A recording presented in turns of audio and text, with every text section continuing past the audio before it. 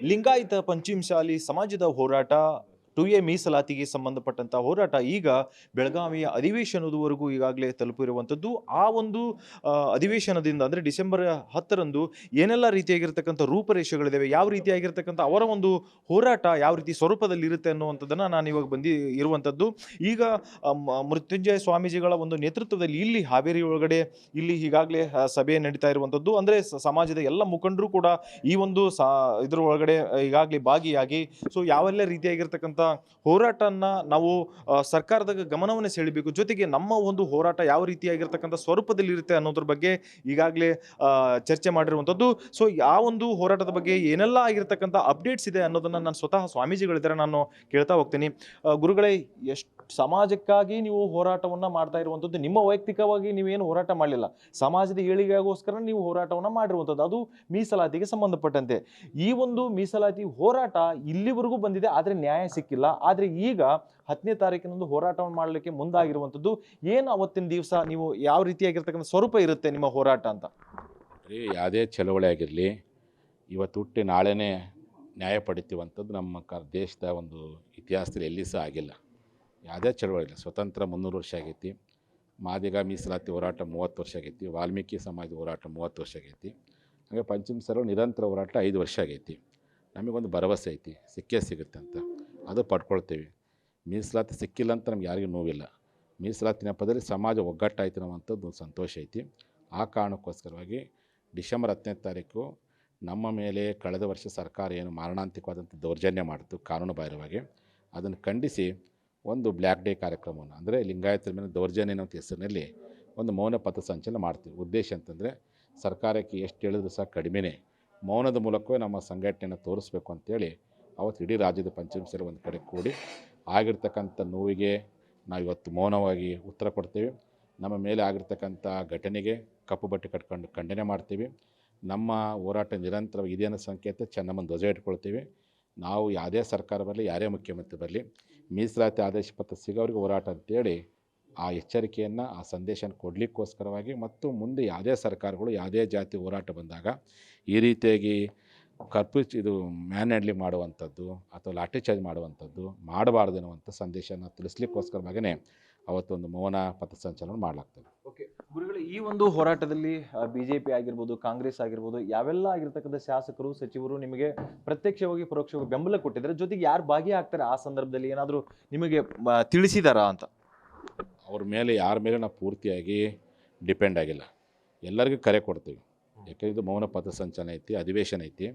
ಅವತ್ತು ಸಾಧ್ಯವಾದರೆ ಎಲ್ಲರೂ ಬರಲಿ ಅಂತ ಕೆಲವರು ಬರ್ತಾರೆ, ಇನ್ನು ಕೆಲವರು ಬರದೇ ಇದ್ದರೂ ಅಲ್ಲಾರು ಮಾತಾಡಲಿ ಅಂತ. ನಾನು ಇಲ್ಲಿ ಬಂದ್ರೇ ನೀವು ಮಾತಾಡೋಂಗಂತಲ್ಲ. ನೀವು ಎಲ್ಲರೂ ಅವತ್ತು ವಿಧಾನಸೌಧ ಅಧಿವೇಶನದಲ್ಲಿ ನಮ್ಮ ಸಮುದಾಯದ ಎಲ್ಲ ಶಾಸಕರು ಕಪ್ಪು ಬಟ್ಟೆ ಕಟ್ಕೊಂಡು ಆ ದಿನವನ್ನು ಖಂಡಿಸಿ ನಂದಂಥ ನಮ್ಮ ಜನರಿಗೆ ಆತ್ಮಸ್ಥೈರ್ಯ ತುಂಬುವಂಥ ಕೆಲಸ ಮಾಡಿರಿ. ಸರ್ಕಾರ ಗಮನ ಸೆಳೀಲಿ. ಅವತ್ತು ಯಾರ್ಯಾರು ಈ ರೀತಿಯಾಗಿ ದೌರ್ಜನ್ಯ ಮಾಡಿದ್ರೆ ಅಂಥವ್ರು ಸಸ್ಪೆಂಡ್ ಮಾಡಲಿಕ್ಕೆ ಒತ್ತಡ ಹಾಕ್ರಿ. ಸಾಧ್ಯವಾದರೆ ಸಮಾಜ ಮೀಸಲಾತಿ ಬಗ್ಗೆ ಧ್ವನಿ ಎತ್ತುವ ಕೆಲಸ ಮಾಡಲಿ ಅಂತೇಳಿ ನಮ್ಮ ಎಲ್ಲ ಶಾಸಕರು ಹೇಳ್ತೀನಿ. ಕೆಲವರಂತೂ ಕಾಯಮಾಗಿ ನಿರಂತರ ನಮ್ಮ ಜೊತೆ ಹೋರಾಟಕ್ಕಾದರೆ ಯತ್ನಾಗೌಡರಾಗಿರ್ಬೋದು, CC ಪಾಟೀಲರು, ನಂತರದಲ್ಲಿ ರಾಜು ಕಾಗೆ, ಲಕ್ಷ್ಮೀ ಹೆಬ್ಬಾಳ್ಕರ್, ವಿನಯ್ ಕುಲಕರ್ಣಿ ಅವರು, ಸಿದ್ದು ಸೌದಿ ಅವರು, ಅನೇಕರು ಅಧಿಕಾರಿ ಇರಲಿ ಬಿಡಲಿ ಹೋರಾಟ ಜೊತೆಗಿದ್ದಾರೆ. ಹಂಗೆ ಉಳಿದ ನಮ್ಮ ಅರವಿಂದ್ ಬೆಲ್ಲದವರು ಅವ್ರು ಅದಾರೆ. ಹಂಗೆ ನಮ್ಮ ಉಳಿದ ಶಾಸಕರು ಆ ದಾರಿ ಹಿಡೀಲಿ ಅಂತ ನಾವು ಬಯಸ್ತೀವಿ. ಅವ್ರ ದಾರಿ ಹಿಡಿದ್ರೆ ನಮ್ಮ ಸಮಾಜ ಅವ್ರ ಮೇಲೆ ವಿಶ್ವಾಸ ಹೆಚ್ಚಾಗುತ್ತೆ. ದಾರಿ ಬಿಟ್ಟರಪ್ಪ ಅಂದರೆ ಜನ ಅವ್ರ ಮೇಲೆ ಅಸಮಾಧಾನಗೊಳ್ತಾರೆ. ಅದು ಜನಸಾಮಾನ್ಯರು ಕರ್ಕೊಂಡು ಹೋರಾಟ ಮಾಡ್ತೀವಿ ನಿರಂತರವಾಗಿ. ಗುರುಗಳ, ಈ ಒಂದು ಹೋರಾಟ ಅನ್ನುವಂಥದ್ದು ಈಗಾಗಲೇ ಬಳಸ್ಕೊಂಡ್ಬಿಟ್ಟಿದ್ದಾರೆ, ಎಲ್ಲ ರೀತಿಯಿಂದಲೂ ಬಳಸ್ಕೊಂಡಿದ್ದಾರೆ. 2028ಕ್ಕೂ ಕೂಡ ಅಂತಂದರೆ ಈ ಒಂದು ಹೋರಾಟವನ್ನು ಬಳಸ್ಕೊಳ್ಳೋದಕ್ಕೆ ಈಗಾಗಲೇ ಪ್ರಯತ್ನಗಳನ್ನು ರಾಜಕೀಯ ಪಕ್ಷಗಳು ಮಾಡ್ತಾ ಇದ್ದಾವೆ ಅಂತ ಅನ್ನಿಸ್ತಿದೆಯಾ? ಆ ಗಮನಕ್ಕೆ ಬಂದಿದೆಯಾ ಸೂಕ್ಷ್ಮವಾಗಿ ಹೇಳೋದಾದರೆ? ಇಲ್ಲ, ಅಂಥ ಸಂದರ್ಭ ಈ ಸರಿ ನಿರ್ಮಾಣ ಆಗಲ್ಲ. ಈ ಸರಿ ಜನ ಜಾಗೃತಿಗೊಂಡಾರೆ. ಈ ಸರಿ ನಮ್ಮ ಯಾವ ಮತಕ್ಷೇತ್ರದಲ್ಲಿ ಯಾವ ಶಾಸಕ ನಮ್ಮ ಸಮಾಜ ಮೀಸಲಾತಿ ಪರವಾಗಿ ಇದ್ದಾನೋ ಅಂಥವ್ರು ನಮ್ಮ ಜನ ಗೌರವ ಕೊಡ್ತಾರೆ. ಯಾರು ನಮ್ಮ ಹೋರಾಟ ಹತ್ತಿಕ್ತಾರೋ ಅಂಥವ್ರು ನಮ್ಮ ಜನ ದೂರ ಇಡ್ತಾರೆ. ಆ ರೀತಿಯಲ್ಲಿ ಜನ ಇವತ್ತು ಪರಿವರ್ತನೆಗೊಳ್ತದೆ. ಅವೆಲ್ಲ ಯಾಕಂದರೆ ಜನರು ಹೋರಾಟ ಮಾಡ್ತಂತಾರೆ. ಜನರ ಮಾತು ಕೇಳಬೇಕಾಗತ್ತೆ. ಕೆಲವು ರಾಜಕಾರಣ ಹೋರಾಟ ಮಾಡಬೇಡ್ರಿ ಅಂತಾರೆ. ಹೋರಾಟ ಮಾಡಬೇಡ ಅಂದಾಗ ಹೋರಾಟ ಮಾಡಿದ್ರೆ ಅವ್ರು ನೋವು ಅನಿಸುತ್ತೆ. ಅದಕ್ಕೆ ಹೋರಾಟ ನಿಲ್ಲಿಸ್ಲಿಕ್ಕೋಸ್ಕರ ಏನು ಬೈಬೇಕು ಆ ರೀತಿ ಟೀಕೆ ಮಾಡ್ತಾರೆ. ಅದು ಸರ್ವೇ ಸಾಮಾನ್ಯ, ಎಲ್ಲರಿಗೂ ಬಿಟ್ಟಿದ್ದು, ಯಾರಿಗೂ ಬಿಟ್ಟಿದ್ದಲ್ಲ, ಯಾರು ಬೈದೇ ಇರ್ತಾರೆ. ಅದು ಅಂಥವ್ರ ಬಗ್ಗೆ ನಾವು ಮತ್ತೆ ಮಾತಾಡಿ ನಮ್ಮ ಸಮಯ ಹಾಳು ಮಾಡ್ಕೋಕ್ಕಾಗಲ್ಲ. ಅದಕ್ಕೆ ಜನರೇ ಉತ್ತರ ಕೊಡ್ತಾರೆ, ನಿರಂತರ ಕೊಡಕತ್ತಾರೆ. ಆ ಜನರ ಉತ್ತರ ನಮ್ಮ ಉತ್ತರ. ಸೊ ಹಾಗಾಗಿ ಇದು ಗುರುಗಳ ಒಂದು ಮಾತಾಗಿರುವಂಥದ್ದು. ಇಲ್ಲೆಲ್ಲ ಮುಖಂಡರು ಕೂಡ ಇದ್ದಾರೆ. ನಾನು ಅವ್ರಿಗೆ ಒಂದು ಪ್ರಶ್ನೆಯನ್ನು ಕೊನೆಯದಾಗಿ ಹೇಳ್ತಾ ಹೋಗ್ತೀನಿ. ವಿಜಯಾನಂದ್ ಕಾಶ್ಯಪ್ನವರು ಈಗಾಗಲೇ ಏನಂತಂದರೆ ಸ್ವಾಮೀಜಿಗಳನ್ನ ಏಕವಚನದಲ್ಲಿ ಟಾರ್ಗೆಟ್ ಮಾಡಿ ಮಾತಾಡ್ತಾರೆ. ಜೊತೆಗೆ ಮುಖಂಡರಿದ್ದಾರೆ. ತಮ್ಮ ಸ್ವಾಮೀಜಿಯವರ ಬಗ್ಗೆ ಈ ರೀತಿ ಮಾತನಾಡೋದಕ್ಕೆ ಕಾರಣ ಏನು? ಯಾಕೆಂದರೆ ಬೆಂಕಿ ಇಲ್ಲದೆ ಹೊಗೆ ಆಡೋದಿಲ್ಲ ಅನ್ನುವಂಥದ್ದು ಮಾತಿದೆ ಅನ್ನುವಂಥದ್ದನ್ನು ನಾನು ಇವಾಗ ಕೇಳ್ತಾ ಹೋಗ್ತೀನಿ. ಜೊತೆಗೆ ಇಲ್ಲೆಲ್ಲ ತಾಲೂಕಿನ ಮುಖಂಡರಿದ್ದಾರೆ, ಹಾಗೆ ಜಿಲ್ಲಾ ಒಂದು ಏನು ಪದಾಧಿಕಾರಿಗಳಿದ್ದಾರೆ, ಸಂಘಟನೆಯವರಿದ್ದಾರೆ. ಸೊ ಅವ್ರಿಗೂ ಕೂಡ ನಾನು ಕೊನೆಯದಾಗಿ ಒಂದು ಪ್ರಶ್ನೆಯನ್ನು ಕೇಳ್ತೀನಿ. ಸರ್, ಇವಾಗ ಸ್ವಾಮೀಜಿಗಳು ಕೂಡ ಏನಂತಂದ್ರೆ ಎಷ್ಟೆಲ್ಲ ಉತ್ತರ ಕೊಡಬೇಕು ಕೊಟ್ಟಿದ್ದಾರೆ. ಇವಾಗ ನೀವು ವಿಜಯಾನಂದ್ ಕಾಶ್ಯಪ್ನವರು ಈ ರೀತಿ ಹೇಳಿಕೆಯನ್ನು ಕೊಡ್ತಿದ್ದಾರೆ, ಅದು ಸರಿನಾ ತಪ್ಪಾ ಅನ್ನೋದ್ರ ಬಗ್ಗೆ ಹೇಳೋದಾದ್ರೆ ಇದಕ್ಕೆ ಯಾವ ರೀತಿ ರಿಯಾಕ್ಟ್ ಮಾಡ್ತೀರಿ ಸಮಾಜದಿಂದ? ಮೊದಲಾಗಿ ನಮ್ಮ ಹಾವೇರಿ ಜಿಲ್ಲೆಯಿಂದ ದೊಡ್ಡ ಪ್ರಮಾಣದವಾಗಿ ಖಂಡನೆ ಮಾಡ್ತೇವೆ ಈ ವಿಷಯವನ್ನು. ಯಾಕೆಂದರೆ ಅವರಿಗೆ ಬೇಕಾದಂಥ ಸಂದರ್ಭದಲ್ಲಿ ಸ್ವಾಮೀಜಿಗಳನ್ನು ಯಾವ ರೀತಿ ಬೇಕೋ ಆ ರೀತಿ ಬಳಸ್ಕೊಂಡು ಇವತ್ತು ಹೋರಾಟ ಮಾಡೋದ್ರಿಂದ ನನ್ನ ಏನು ಒಂದು ಸ್ಥಾನಕ್ಕೆ ಕುತ್ತು ಬರುತ್ತೋ ಅನ್ನೋ ಒಂದು ಹೆದರಿಕೆಯನ್ನು ಇಟ್ಟುಕೊಂಡು ಇವತ್ತು ಸ್ವಾಮೀಜಿಗೆ ಬೈತೀರಿ ಅಂದರೆ ಅದನ್ನು ನಾವು ಸಮಾಜ ವತಿಯಿಂದ ತುಂಬ ಖಂಡನೆ ಮಾಡ್ತೇವೆ. ಮತ್ತು ನಿನಗೆ ಹೋರಾಟ ಮಾಡೋ ಹೊತ್ತಿನಾಗ ನಾವು ಬಾರ್ಕೋಲ್ ಹಿಡ್ಕೊಂಡು ಅದನ್ನ ಹಿಡ್ಕೊಂಡು ಇನ್ನು ಹಿಡ್ಕೊಂಡು ಭಾಳ ದೊಡ್ಡ ಪ್ರಮಾಣದಾಗ ಹೋರಾಟ ಮಾಡ್ತಿದ್ದಪ್ಪ, ಆ ಧೈರ್ಯ ಎಲ್ಲಿ ಹೊತ್ತೀಗ? ಇವತ್ತು ನೀನು ಒಬ್ಬ ಪಂಚಮಶಾಲಿ ಸಮಾಜದಾಗ ಹುಟ್ಟಿ ನೀನು ಧೈರ್ಯ ಇಲ್ಲ ಅಂದರೆ ಸುಮ್ಮ ಮನೆಗೆ ಹೋಗು. ನಿನಗೆ ಧೈರ್ಯ ಇಲ್ಲಾಂದ್ರೆ ಸಮಾಜದ ಪರವಾಗಿ ಅಲ್ಲಿ ಮಾತಾಡು, ಧ್ವನಿ ಎತ್ತು. ಇಲ್ಲಾಂದರೆ ತಮ್ಮ ಪಾಡಿ ಸಮನು.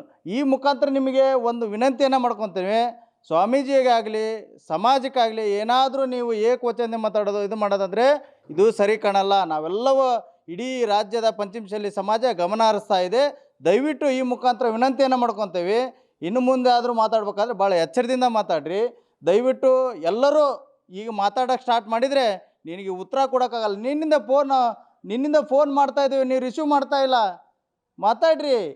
ಯಾಕೆ ನಿಮಗೆ ಮಾತಾಡಲಿಕ್ಕೆ ಧೈರ್ಯ ಇಲ್ವಾ? ಧೈರ್ಯ ಇಲ್ಲ ಅಂದರೆ ಯಾಕೆ ಮಾತಾಡಬೇಕು ಸ್ವಾಮೀಜಿ ಬಗ್ಗೆ? ದಯವಿಟ್ಟು ನೀವು ದೊಡ್ಡವರಿದ್ದೀರಿ. ಒಬ್ಬ ವೀರಶೈವ ಲಿಂಗಾಯತ ಅಭಿವೃದ್ಧಿ ನಿಗಮದ ಅಧ್ಯಕ್ಷ ಇದ್ದೀರಿ ಸ್ವಾಮಿ. ನೀವು 2028ಕ್ಕೆ ಇದು ಪರಿಣಾಮ ಬೀರುತ್ತಾ? 2028ಕ್ಕೆ ನೀವು ಇದೇ ರೀತಿ ನಿಮ್ಮ ಕಂಟಿನ್ಯೂ ಮಾಡ್ಕೊಂಡ್ರೆ 100% 2028ಕ್ಕೆ ನಿಮಗೆ ಇದ್ರ ಪರಿಣಾಮ ನಾವು ತೋರಿಸ್ತೇವೆ. ಮತ್ತು ಅದರೆಲ್ಲ ಸುಮ್ಮನೆ ಅಲ್ಲ, ಈಗ ಇಡೀ ರಾಜ್ಯ ಇದನ್ನು ಗಮನಿಸ್ತಾ ಇದೆ. ದಯವಿಟ್ಟು ತಮ್ಮ ಏನೋ ಒಂದು ಹೇಳಿಕೆ ಇರಲಿ, ಭಾಳ ಒಂದು ಮೃದುವಾಗಿರಲಿ ಅಂತಕ್ಕಂಥ ಮಾತನ್ನು ಈ ಸಂದರ್ಭದಲ್ಲಿ ಹೇಳಕ್ಕೆ ಇಚ್ಛೆಪಡ್ತೀನಿ. Thank you. ಸೊ ಇದಿಷ್ಟು ಸ್ವಾಮೀಜಿಗಳು ಮತ್ತು ಮುಖಂಡರ ಮಾತಾಗಿರುವಂಥದ್ದು. ಅಂದರೆ ಡಿಸೆಂಬರ್ 10ನೇ ತಾರೀಕಿನಂದು ಯಾವ ರೀತಿಯಾಗಿರ್ತಕ್ಕಂಥ ನಮ್ಮ ಒಂದು ಪ್ರತಿಭಟನೆ ಸ್ವರೂಪವನ್ನು ಪಡೆದುಕೊಳ್ಳುತ್ತೆ ಅನ್ನುವಂಥದ್ದನ್ನು ಈಗಾಗಲೇ ಹೇಳಿದ್ದಾರೆ. ಸೂಕ್ಷ್ಮವಾಗಿ ಸ್ವಾಮೀಜಿಗಳು ಕೂಡ ಸರ್ಕಾರಕ್ಕೆ ಏನಂತಂದರೆ ಒಂದು ಆಗ್ರಹವನ್ನು ಮಾಡುವ ಮೂಲಕ ಒಂದು ಎಚ್ಚರಿಕೆಯನ್ನು ಕೊಟ್ಟಿದ್ದಾರೆ. ಈಗಲಾದರೂ ಕೂಡ ನಮ್ಮ ಸಮಾಜದ ಬೇಡಿಕೆಯನ್ನು ಈಡೇರಿಸಲೇಬೇಕು. ಜೊತೆಗೆ ಪರೋಕ್ಷವಾಗಿಯೂ ಕೂಡ ಏನಂತಂದರೆ ವಿರೋಧ ಮಾಡುವಂತಹ ನಾಯಕರಿಗೂ ಕೂಡ ಏನಂತಂದರೆ ಅವರು ಈಗಾಗಲೇ ಒಂದು ಮನವಿಯನ್ನು ಕೂಡ ಮಾಡಿಕೊಂಡಿರುವುದು ಇದು ಸರಿಯಲ್ಲ, ಸಮಾಜದ ಏಳಿಗಾಗಿ ನಾವೆಲ್ಲ ದುಡಿಯೋಣ ಅನ್ನುವಂಥ ಮಾತನ್ನು ಹೇಳಿದ್ದಾರೆ. ಹಾವೇರಿಯಿಂದ Ramesh BH, guarantee news. Guarantee news, ಸುದ್ದಿ ಖಚಿತ, ನ್ಯಾಯ ನಿಶ್ಚಿತ.